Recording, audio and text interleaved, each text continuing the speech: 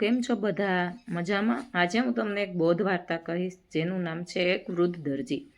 પંખીના માળા જેવડું એક મોણપુર નામનું નાનકડું ગામ હતું. એ ગામમાં એક મગનભાઈ નામનો વૃદ્ધ દરજી રહેતો હતો. એ આખો દિવસ દોરાથી અવનવી ડિઝાઇનના કપડાં બનાવી અને શહેરમાં વેચવા જતો હતો અને ઘણા બધા રૂપિયા કમાતો હતો. એ હંમેશા એના ધંધામાં ખૂબ જ વ્યસ્ત રહેતો. આ દરજીની ડિઝાઇન બધા લોકોને બહુ ગમતી. ધીમે ધીમે આ દરજી ગામમાં સૌથી ધનિક બની ગયો હતો. તેની સાથે સાથે તે અંદરથી બહુ દયાવાન માણસ પણ હતો. એક દિવસ એક ગરીબ માણસ મદદની આશાએ તે મગનભાઈની પાસે આવ્યો. મગનભાઈ એના કામમાં વ્યસ્ત હતા.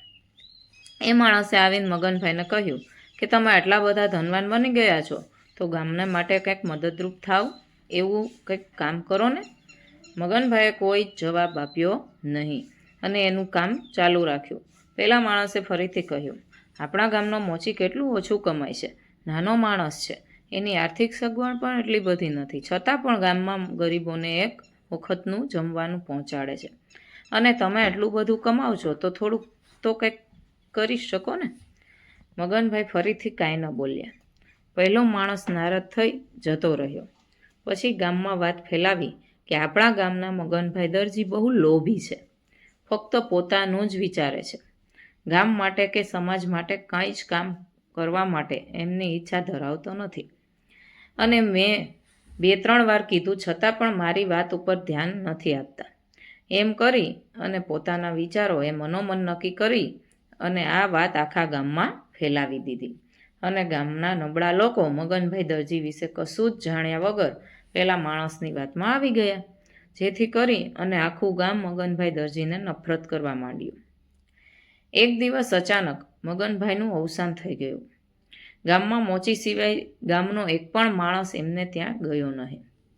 થોડા દિવસ માટે મોચી જે સેવા કરતો હતો એ પણ બંધ થઈ ગઈ. પરંતુ ગામ લોકોને એવું લાગ્યું કે મગનભાઈનું મૃત્યુ થયેલું છે, જેને લઈ અને મોચી હમણાં એમના 12માની વિધિ સુધી નહીં આવતા હોય, આવું પણ ગામના લોકોએ ફરી નક્કી કરી લીધું. એમની બધી વિધિ પતી ગઈ છતાં પણ મોચી ફરી પાછો ગામના લોકોને જમવાનું આપવા માટે આવતો ન હતો. તો ત્યાર પછી ગામ લોકોએ મોચીને પૂછ્યું તો મોચીએ જવાબમાં જણાવ્યું અને ગામ લોકોને કહ્યું કે હવે હું તમને મફતમાં જમવાનું પહોંચાડી શકીશ નહીં.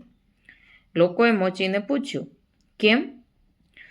ત્યારે મોચીએ કહ્યું, અત્યાર સુધી જમવાનો બધો ખર્ચો મગનભાઈ દરજી જ આપતા હતા, પરંતુ હવે એ રહ્યા નથી તો આટલો બધો ખર્ચો હું તો આપી નહીં શકું. એમ નથી, આ તો મને એ આ કાર્ય માટે સહકાર કરતા હતા અને હું બીજાને મદદ કરતો હતો. ત્યારે ગામ લોકોને સમજાયું કે લોકોએ દરજી વિશે ખોટી ધારણા બાંધી લીધેલી. તો આ વાર્તા પરથી તમને મિત્રો શું બોધ મળ્યો તે અમને જરૂરથી જણાવજો. અને વાર્તા તમને લોકોને પસંદ આવી હોય તો મારી ચેનલને ફોલો કરશો, વધુમાં વધુ શેર કરજો. ધન્યવાદ.